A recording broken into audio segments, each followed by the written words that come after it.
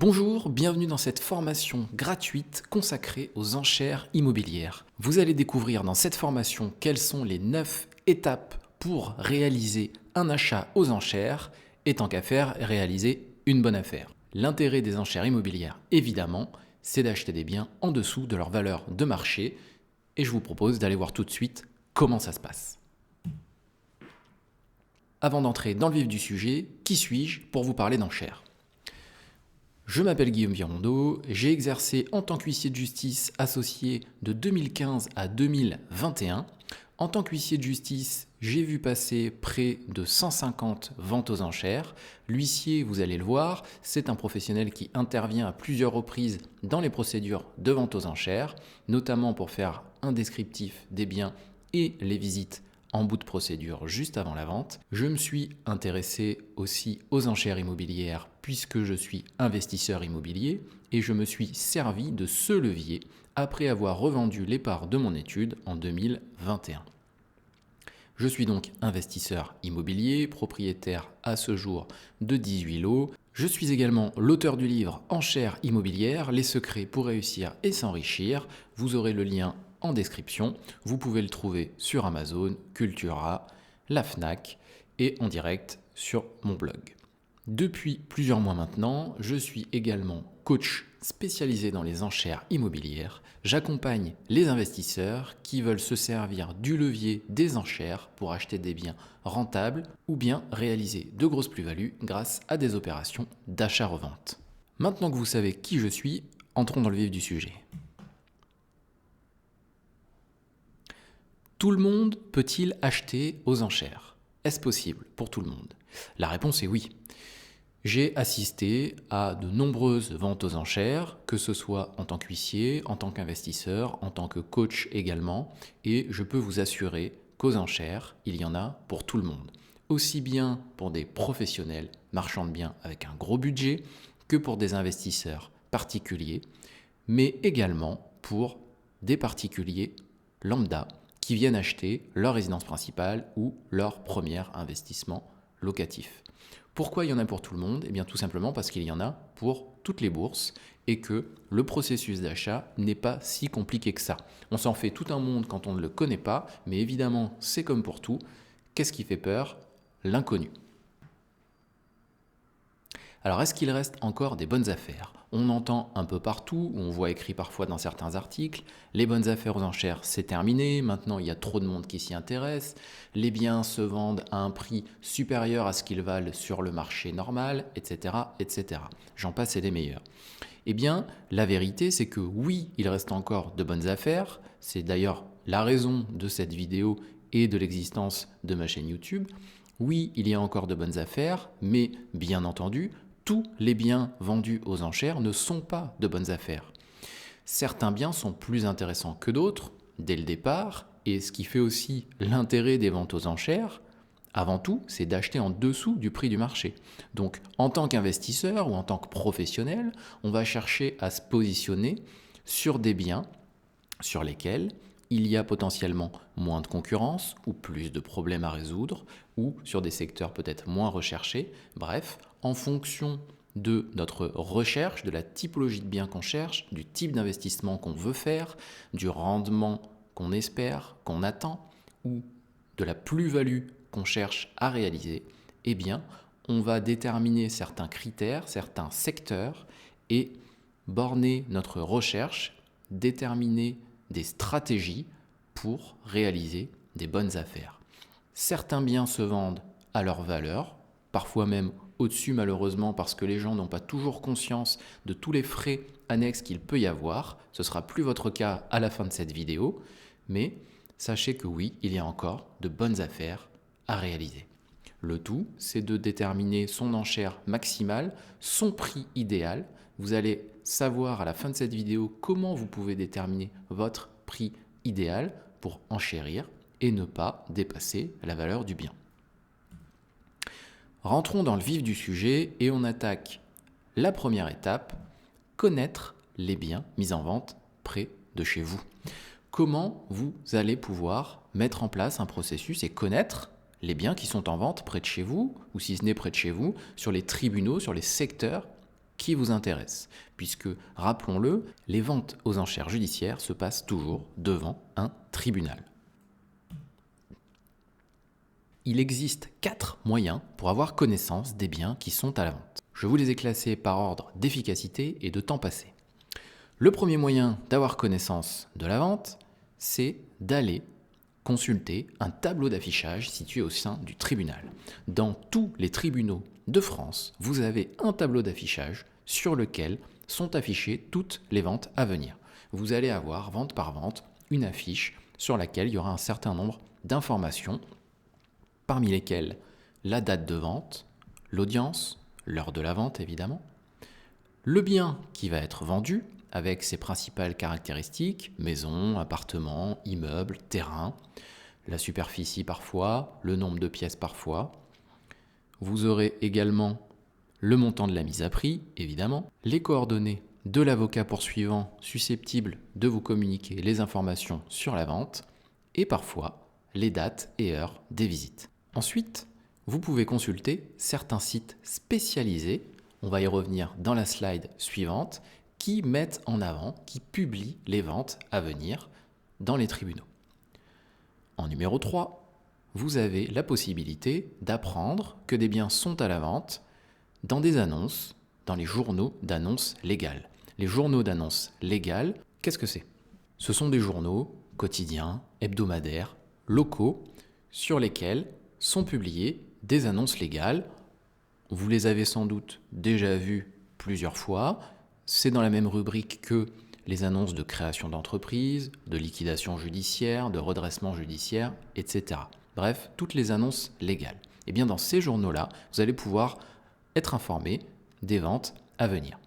La difficulté, c'est qu'elles paraissent au compte-gouttes, une à une. Il y a 2 publications par vente, mais si vous ne consultez pas le journal en question le jour de la parution de l'annonce, eh bien vous ne pouvez pas avoir connaissance de la vente.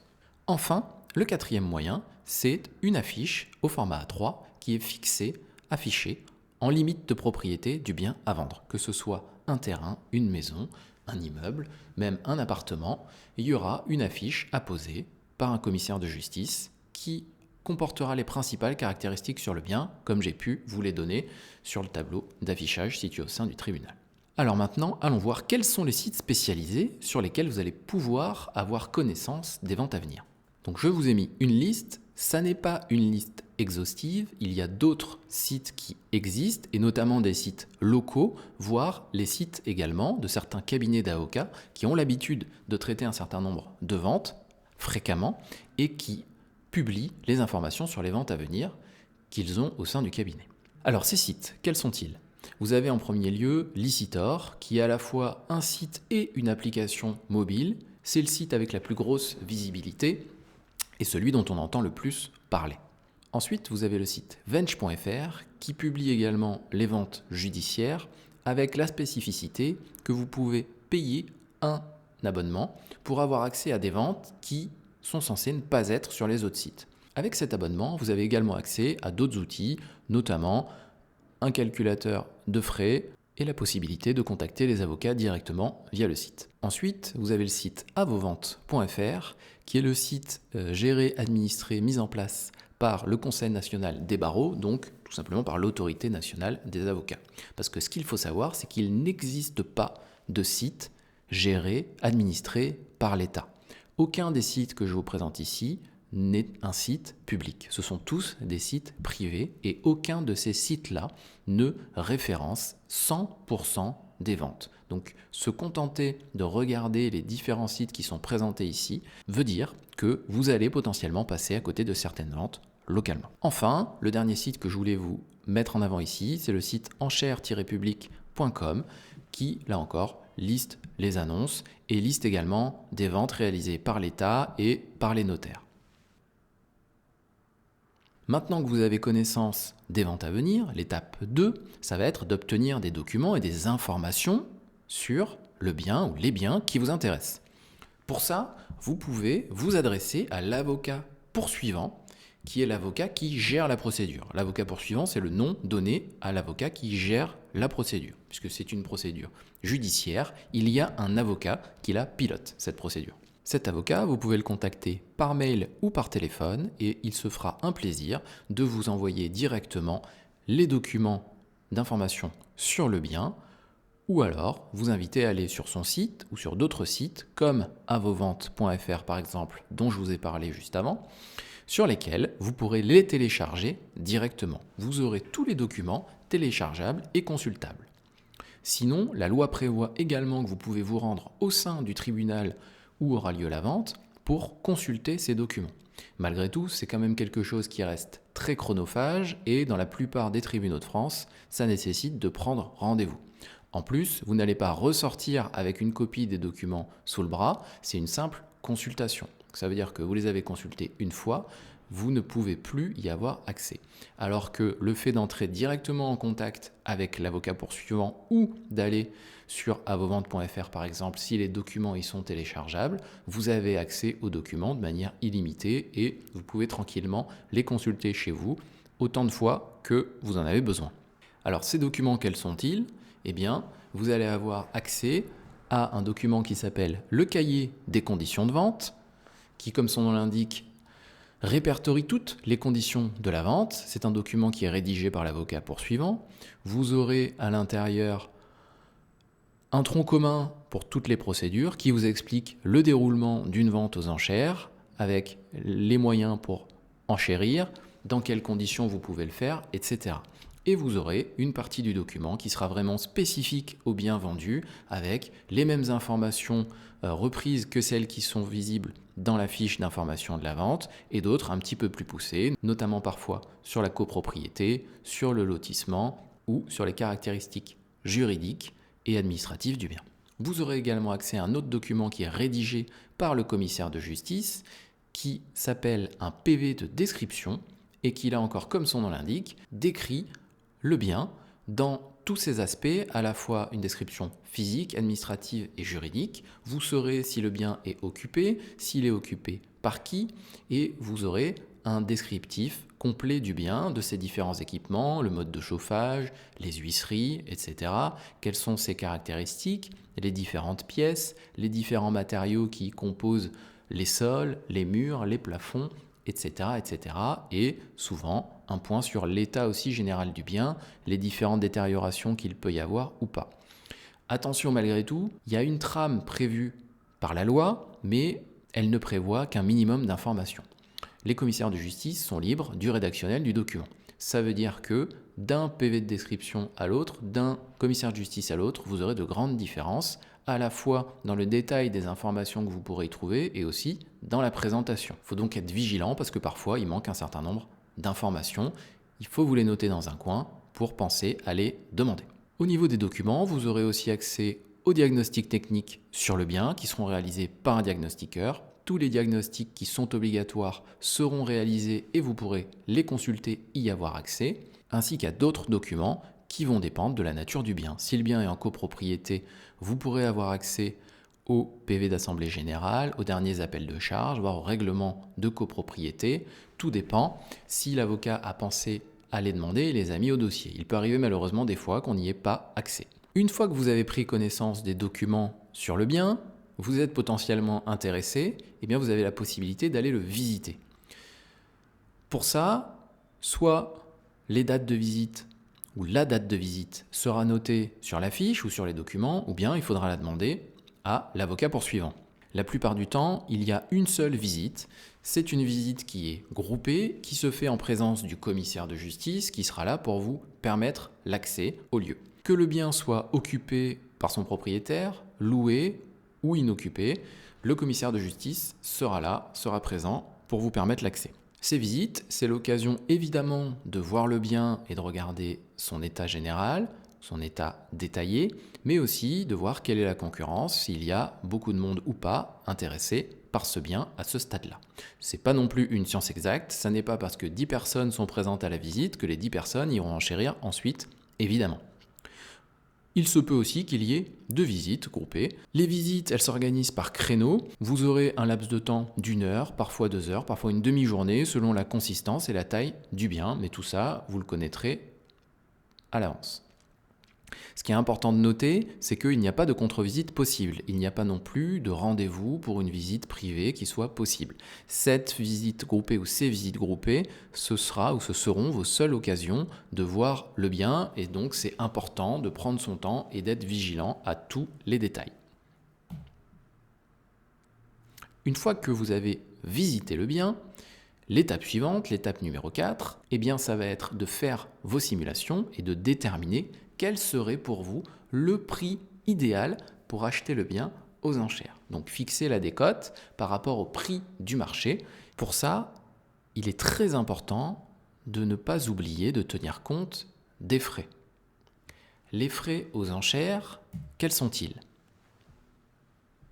Ce qu'il faut savoir, c'est que dans toute vente aux enchères judiciaires, en plus du montant de l'adjudication, c'est-à-dire du montant que vous aurez à payer pour le prix du bien stricto sensu, vous devrez payer systématiquement d'autres frais annexes. Quels sont ces différents types de frais ? Les premiers, ce seront des frais d'avocat. Il est obligatoire d'avoir un avocat pour aller enchérir. Vous ne pouvez pas vous présenter seul à l'audience et aller enchérir. La loi prévoit que seul un avocat peut enchérir à une audience d'adjudication. Cet avocat, évidemment, il ne va pas travailler gratuitement et donc vous aurez des frais d'avocat. Ces frais d'avocat, ils correspondent à quoi ? D'abord au fait pour lui de venir enchérir pour vous et également d'accomplir pour vous les formalités à réaliser après la vente en cas de victoire aux enchères. Ce qu'il faut savoir, ce que je peux vous dire à ce stade-là déjà, c'est que aux enchères judiciaires, quand vous achetez un bien, vous ne passerez pas ensuite chez le notaire pour confirmer la vente. Il n'y a pas de passage chez le notaire. C'est donc l'avocat qui devra réaliser les formalités qui suivent, notamment au niveau des publicités légales au service chargé de la publicité foncière, pour que la vente soit définitive et qu'elle ait la même valeur qu'un acte notarié. Ces frais d'avocat, vous en avez une partie qui est fixe, déterminée et négociable entre l'avocat et son client, et une autre partie qui est proportionnelle au montant de l'adjudication, donc au montant auquel vous allez acheter le bien, et qui fonctionne par tranches qui sont dégressives. Un petit peu à l'image de ce qui se fait en matière d'impôt sur le revenu, eh bien vous avez différentes tranches dégressives pour le calcul de ces frais d'avocat. Ensuite, vous avez des frais de publicité qui seront également à payer entre les mains de l'avocat puisque c'est lui qui s'en occupera. Il s'agit là de publicités légales qui seront réalisées, comme je vous l'expliquais, au service chargé de la publicité foncière. Ce sont les mêmes frais que vous auriez payés normalement entre les mains du notaire. Vous avez ensuite une catégorie de frais qui est tout à fait particulière et spécifique et qui sont les frais de procédure, qu'on appelle aussi les frais préalables. Ce sont les frais de procédure qui ont conduit le bien, tous les frais de procédure qui ont conduit le bien à être vendu aux enchères. Toutes les étapes de la procédure, tous les frais d'avocat, du commissaire de justice, etc. pour chaque étape de la procédure, au bout du compte, seront à payer par l'adjudicataire. Donc l'adjudicataire, c'est vous quand vous remportez les enchères. Ces frais de procédure, ils sont variables et ils seront connus, vous pourrez les connaître avant d'aller enchérir. Avant la vente, l'avocat poursuivant sera en mesure de vous communiquer le montant précis à l'euro près des frais préalables.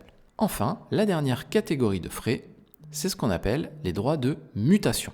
Ces droits de mutation, ils ne sont pas propres à une vente aux enchères, vous les payez dès lors que vous achetez un bien immobilier en France. Toute vente immobilière est soumise à des droits de mutation. Ces droits de mutation, ils sont de 5,807%.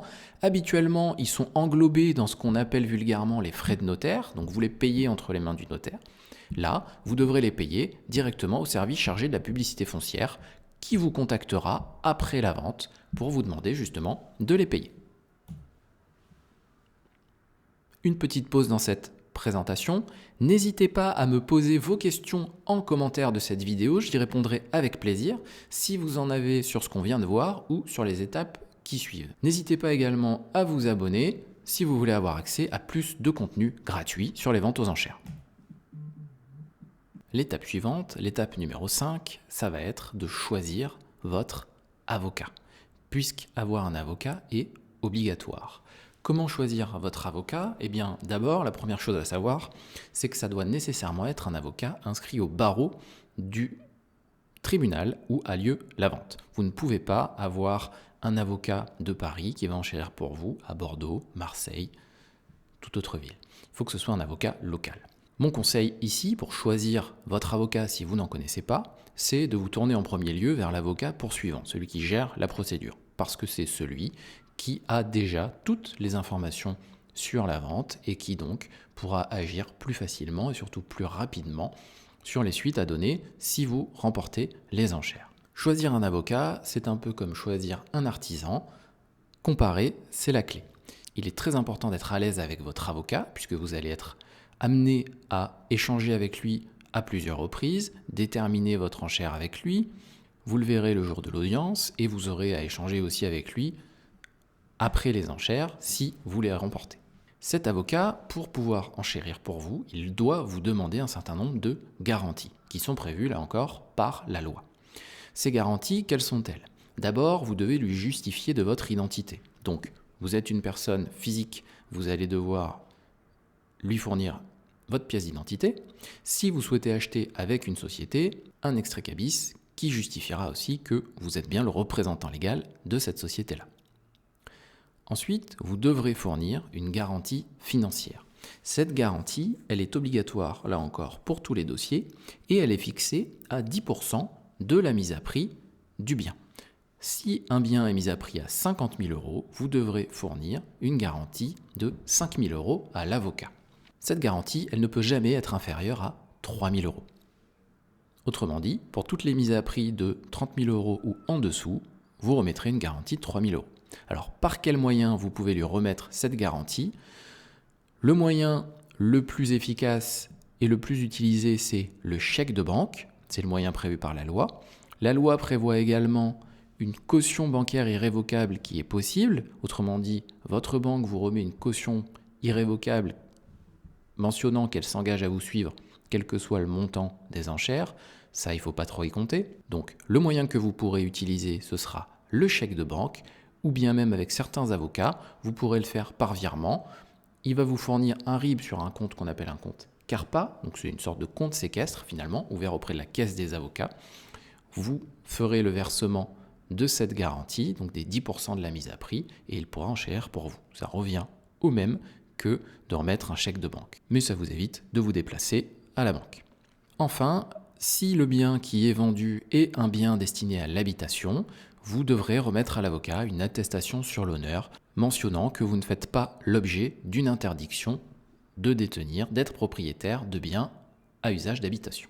Une fois que vous avez fourni toutes ces garanties à l'avocat, vous allez lui signer un mandat par lequel vous lui donnez pouvoir pour enchérir pour vous à l'audience. Alors, la prochaine étape, c'est de voir justement cette audience et les enchères, comment ça se passe, comment tout ça se déroule.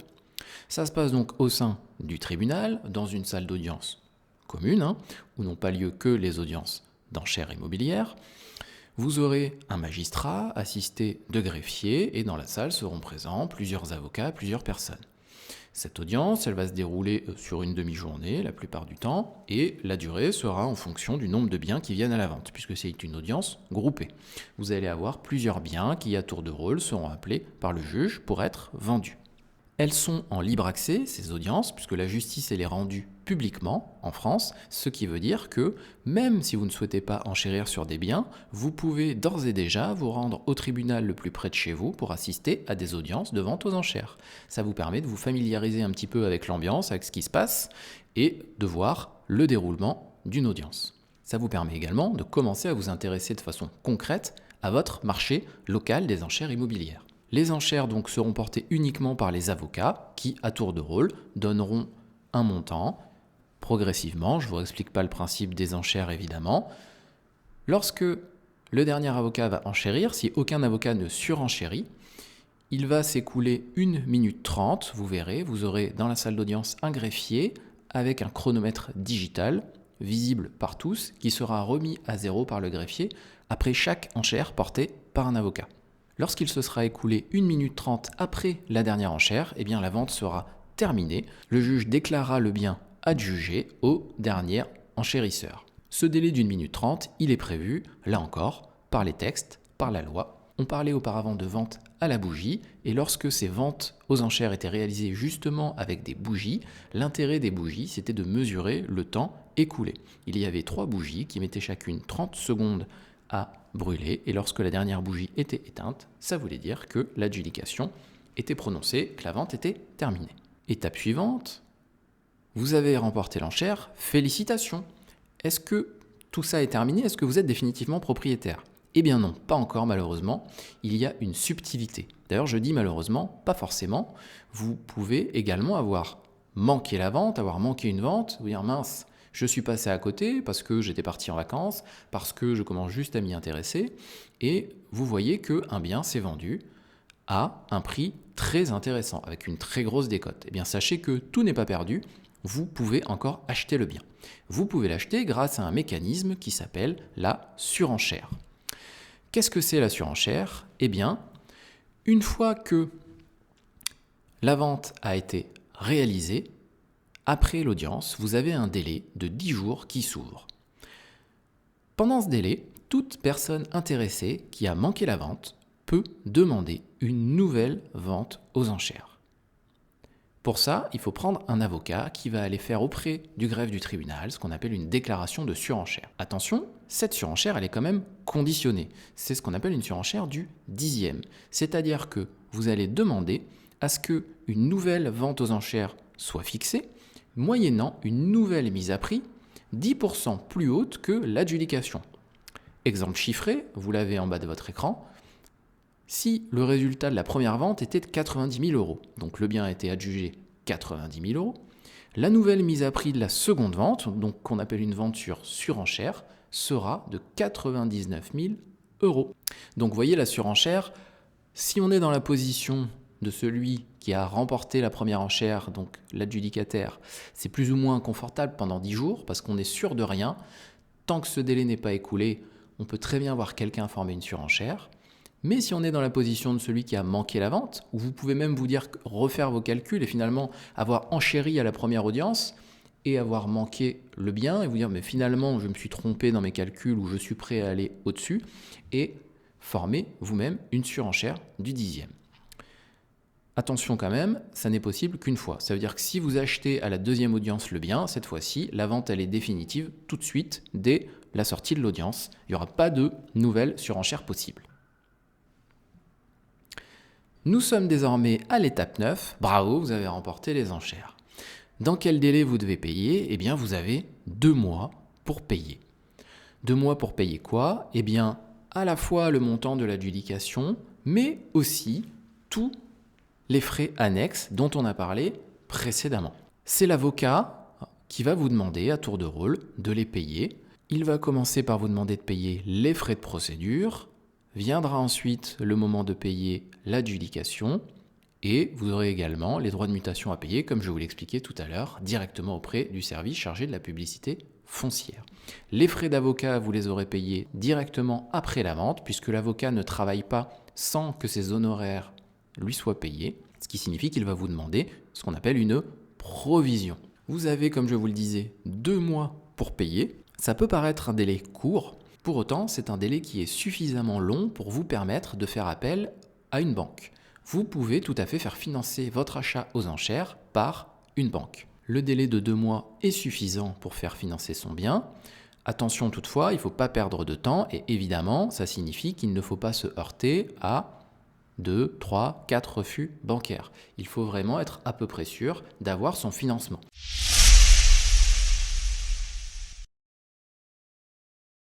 Ça veut dire que aux enchères, quand on va enchérir, c'est bien avant d'avoir contacté sa banque et d'être à peu près sûr, on ne peut jamais être sûr à 100%, mais d'avoir un accord de principe de la banque qu'elle va vous suivre sur ce dossier. Lorsqu'on met en parallèle ce délai de 2 mois avec les délais sur une vente classique, compromis chez le notaire suivi de la vente définitive, eh bien, le délai n'est pas plus court puisque de façon générale, si vous avez déjà acheté des biens en passant par le notaire, regardez les termes du compromis de vente que vous aviez signé et vous verrez que le délai pour obtenir votre financement qui était prévu dans le compromis, donc c'est souvent dans ce qu'on appelle une clause suspensive, une condition suspensive d'obtention du crédit, eh bien le délai de cette clause-là, pour la faire jouer, elle est de 45 jours, parfois de 60 jours, ce qui revient au même, 2 mois.